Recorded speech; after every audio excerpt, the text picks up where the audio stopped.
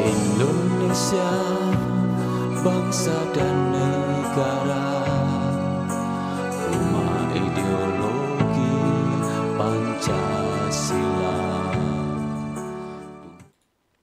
Bismillahirrahmanirrahim. Pemirsa tercinta yang dirahmati Allah, Tuhan Yang Maha Esa, bersua kembali di kanal Hikmatologi. Monolog sederhana mengajak diri kita masing-masing berpikir untuk kian melembut, cerdas, dewasakan hati nurani. Berdasar kitab suci agama kepercayaan yang kita yakini tentu saja mengejawantahkan nilai luhur Pancasila niscaya dalam kehidupan sehari-hari. Pemirsa, ketika kita mencoba membaca ulang karya-karya akademik yang bertalian dengan kepemimpinan, ada sekedar menyebut beberapa nama. Ada Larry Levinson dalam karyanya Eksekutif, kemudian Ware Dennis, Kepemimpinan yang Efektif, dan Slamet Pamuji yang biasa ditulis dengan S. Pamuji, Kepemimpinan Pemerintahan Indonesia. Yang terakhir ini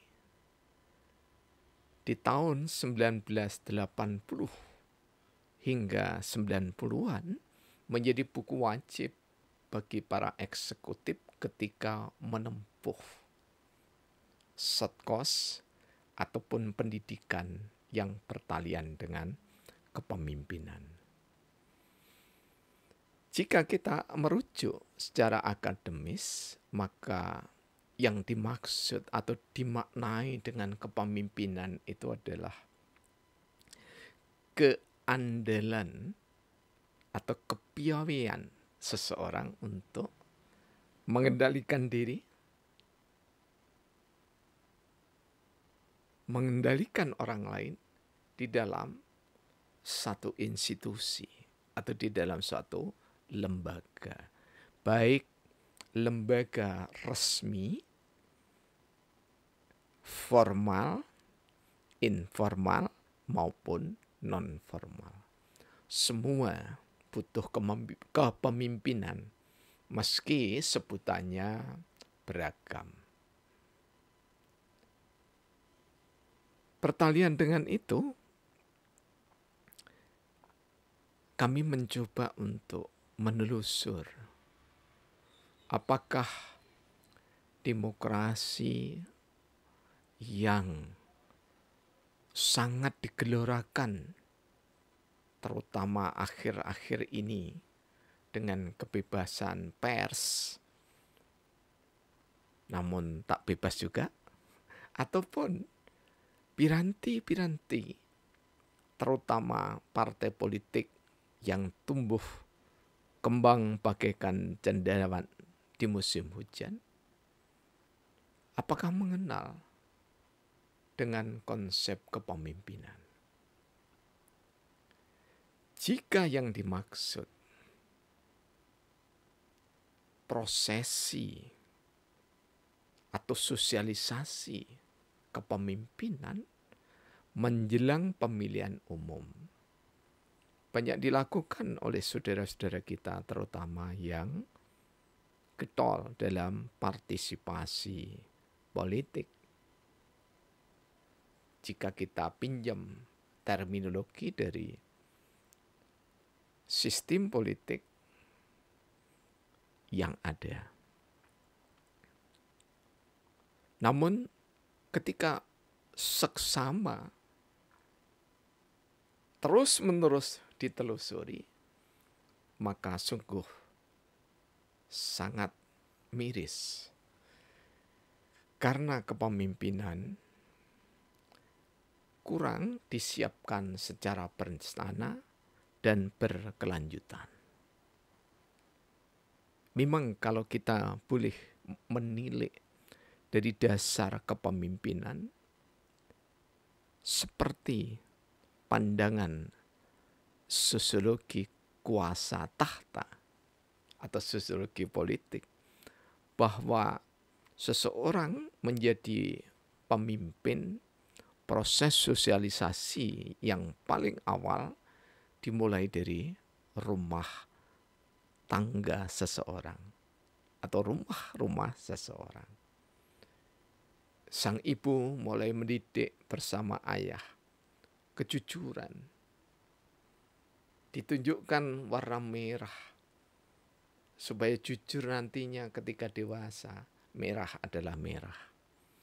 Ditunjukkan warna hijau agar nantinya ketika anak tumbuh kembang dewasa memahami yang hijau tentu tidak biru. Tetapi ketika ibu bapak mengenalkan biru, maka yang biru supaya konsisten diyakini oleh anak tanpa kesepakatan tertulis bangsa-bangsa dunia, maka biru adalah biru. Maknanya bahwa setiap anak yang dilahirkan di tengah keluarga normal dididik secara politik untuk jujur. Dididik dalam terminologi kepemimpinan secara jujur. Ketika sejak kecil terbiasa jujur, maka kelak ketika ada dalam satu lingkungan yang lebih besar, insya Allah sangat dimungkinkan, nyaris pasti kejujurannya akan teruji. Semakin dewasa semakin teruji, semakin dewasa semakin teruji. Inilah hakikat dari kepemimpinan. Karena itu kepemimpinan tidak bersifat massal atau massa. Artinya bahwa pemimpin yang hanya dipilih oleh massa belum tentu dia memiliki kapabilitas atau kemampuan kepiawaian memimpin. Tetapi boleh jadi malah terjebak menjadi penguasa. Tak jarang kiri munggah balik dalam terminologi mutiara hikmah Jawa akan muncul ketika seseorang yang tadinya sangat sederhana, sangat bersahaja, kemudian ketika partai politik memberikan dukungan, kemudian bertahta, tak jarang tidak menjadi pemimpin tetapi menjadi penguasa. Karena itulah pemirsa yang dirahmati oleh Allah, menjadi niscaya silahkan bagi yang beragama lain mempedomani kitab sucinya. Kami ingin berbagi bahwa rasa dan rasa ketuhanan yang Maha Esa yang dimiliki oleh orang Islam tentu berangkat dari Al-Quran dan As-Sunnah. Al-Quran mengingatkan, dan janganlah kamu mengikuti kebanyakan orang atau massa di bumi ini. Niscaya mereka akan menyesatkan kamu dari jalan Allah. Yang mereka itu ikuti hanyalah persangkaan belaka, dan mereka hanyalah membuat kebohongan semata. Dan kita teringat akan satu hadis bahwa setiap orang itu adalah pemimpin, dan setiap pemimpin dimintai pertanggungjawaban. Pertanggungjawaban di dunia pada lembaga yang mengangkatnya, yang melegitimasikannya. Pertanggungjawaban di akhirat tentu saja yang paling adil seadil-adilnya di hadapan Allah Tuhan yang Maha Esa. Karena itulah pemirsa yang dirahmati oleh Allah, kami tampilkan hasil riset di tahun 1984, parallel participation, dimaksudkan untuk mengingatkan diri kita masing-masing bahwa manusia berpartisipasi di dalam politik dan atau yang lainnya itu ditandai dengan 3 hal: keuangan, kemauan, dan kegiatan. Maknanya bahwa di dalam perspektif parallel participation, seseorang, sekelompok orang, massa akan bergerak, memberikan dukungan, dan seterusnya jika ada uang. Dan uang tidak harus berupa lembaran, namun uang itu juga bisa berupa beras, supermi, gula, minyak, dan seterusnya. Baru ada kemauan. Jadi setelah ada berita, nanti siapapun yang datang akan diberikan sembako, maka dia antusias kemauannya. Dan kemudian Cancut Taliwondo berpartisipasi di dalam kegiatan. Inilah hasil inovasi kami dalam melengkapi karya political culture yang ditulis oleh Gabriel Ellman dan Sidney Verba di era 1980-an. Namun di dalam perhelatan demokrasi sampai hari ini, pasti setiap orang menyaksikan, kalau tidak ikut menikmati kue dari cara-cara orang yang sangat bersyahwat untuk kekuasaan. Lagi-lagi kepemimpinan adalah pengendalian yang kami ibaratkan seperti menanam buah kelapa. Mari kita ikuti data Sabdana Kehidupan Kepemimpinan yang kami kemas di angka ke 17.269 kepemimpinan mohon maaf, kepemimpinan bagian kedua. Di Nusantara, kepemimpinan bagi menanam kelapa. Bukan seperti lari berganti memegang suatu benda. Buah kelapa butuh masa tanam cukup lama. 3-5 tahunan menampakkan buahnya pohon kelapa. Kepemimpinan juga bisa disiapkan bagai pohon kelapa. Kematangan tumbuh kuat berbuah 10 dasawarsa. 40 tahun berikutnya buah lebat dipetiknya. Kampung Celaket Hadiningrat, Kota Pendidikan Malang, tanggal 23 Juni 2023. Manis sekali kalau ditulis 23/6/23. Mengapa kami mengambil tamsil analog iktibar majas dalam versi kajian pesantren dengan buah kelapa? Karena kita hidup di Nusantara. Di Nusantara kepemimpinan bagai penanam buah kelapa. Jadi bukan seperti berlari, berganti, memegang suatu benda. Tidak demikian. Karena kalau kepemimpinan itu hanya disiapkan untuk berlari, maka kepemimpinan itu mulainya di saat sekitar usia SMP atau SMA. Namun menanam buah kelapa itu dibibit dari mulai belum ada tunasnya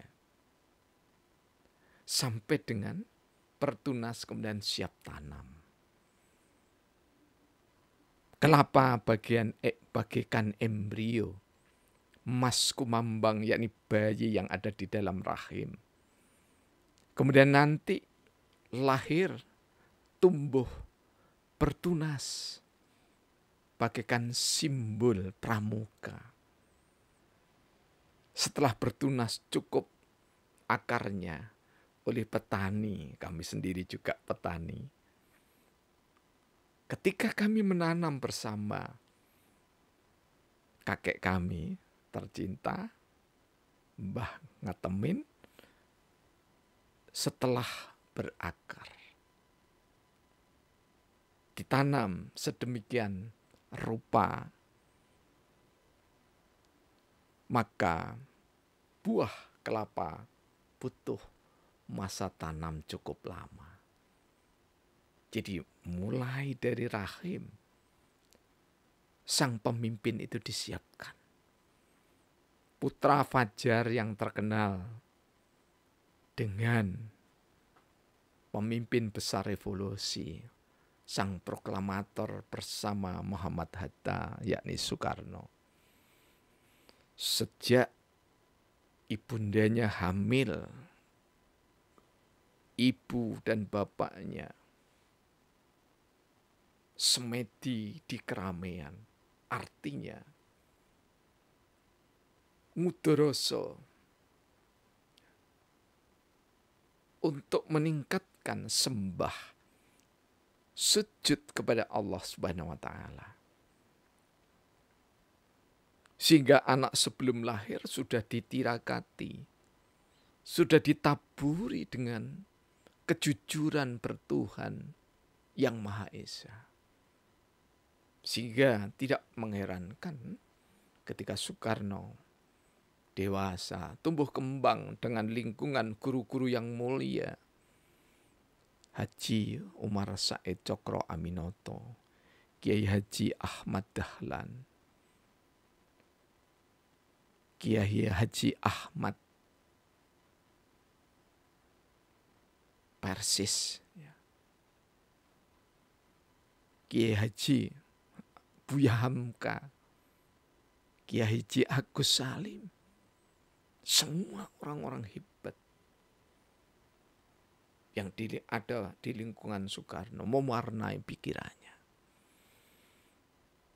Jadi persiapan menjadi sosok pemimpin di atas kelebihan dan kelemahannya dimulai dari rahim sampai tumbuh kembang dewasa.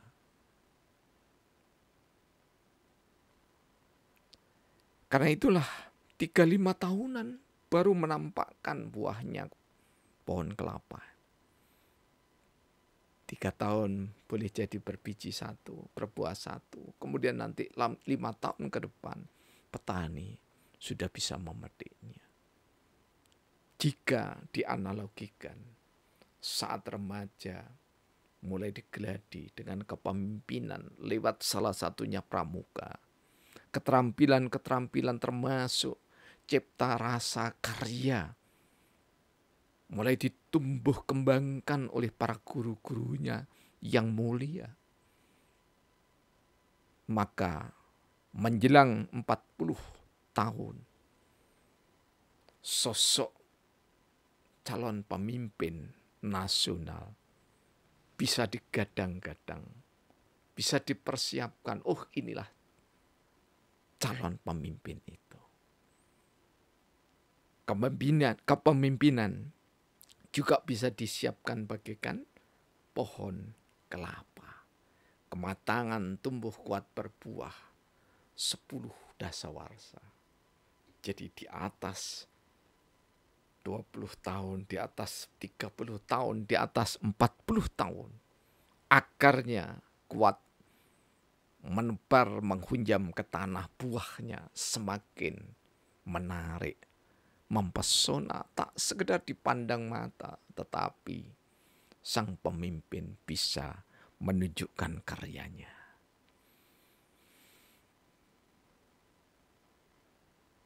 Pemirsa yang dirahmati oleh Allah. Kami akhiri 40 tahun berikutnya buah lebat dipetiknya. Jadi boleh jadi petani sudah tua renta tidak bisa memetik sendiri buah kelapa. Tapi buah kelapa, jika memang dibiarkan jatuh karena tua, maka penuh dengan atau syarat dengan muatan santan yang membuat makanan lezat, lebih lezat untuk dinikmatinya. Demikian juga kepemimpinan. Kepemimpinan nasional Indonesia, kepemimpinan pemerintahan Indonesia hendaknya disiapkan sedini mungkin. Siapa yang mempersiapkan? Yang mempersiapkan adalah tokoh-tokoh nasional yang